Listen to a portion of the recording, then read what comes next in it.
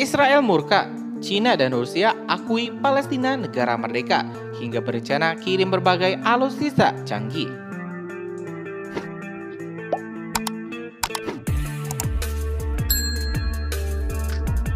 Dilansir dari Voice of America, Kementerian Luar Negeri Cina pada Selasa, 19 Maret 2024 mengakui pertemuan antara diplomatnya Wang Kejian dan pemimpin politik kelompok militan Hamas Palestina, Ismail Haniyeh, yang berlangsung di Qatar pada hari Minggu 17 Maret 2024 untuk membahas konflik di Gaza.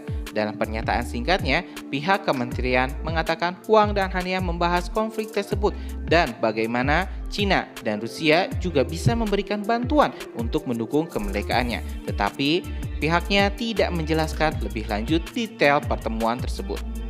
Pertemuan itu adalah pertemuan pertama yang diumumkan antara utusan Cina dan Hamas sejak kelompok militan itu menyerbu Israel pada 7 Oktober dan mengakibatkan 1.200 warga Israel gugur dan menyandra sekitar 250 orang.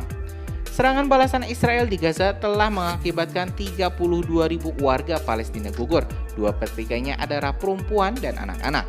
Menurut pejabat kesehatan Gaza, militer Israel sendiri mengatakan telah membunuh ribuan anggota militan Hamas.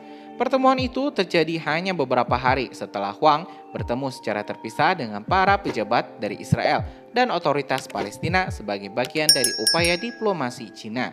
The Jerusalem Post melaporkan pada Minggu malam bahwa Hamas menyebut Haniyeh telah memberitahu Wang bahwa perang harus segera berakhir, pasukan pertahanan Israel (IDF) harus mundur dari Gaza dan negara Palestina yang merdeka perlu dibentuk sesegera mungkin.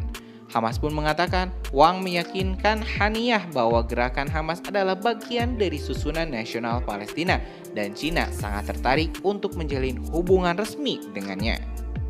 Sejumlah kritikus mengatakan upaya Beijing untuk menjadi penengah akan terhambat oleh hubungannya dengan Hamas yang dicap sebagai kelompok teroris oleh Mesir, Israel, Jepang, Uni Eropa, dan Amerika Serikat, serta kegagalannya dalam mengutuk serangan militan Hamas pada tanggal 7 Oktober 2023 lalu.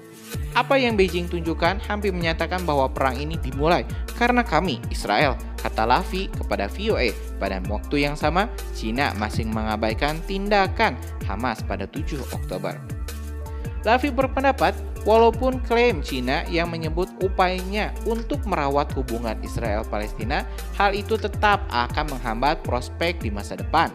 Seruan yang dilontarkan Cina berulang kali terkait hak untuk kembali merusak pembicaraan antara Israel dan Palestina di masa depan dan menunjukkan campur tangan yang berlebihan dalam urusan dalam negeri Israel, tambahnya. Seruan hak untuk kembali bagi warga Palestina mengatur penerimaan kembali sekitar 5 juta warga Palestina terus didorongkan atau digaungkan oleh Cina, termasuk keturunannya yang terusir dari Suriah, Mesir, dan Lebanon dalam perang kemerdekaan Israel pada 1948.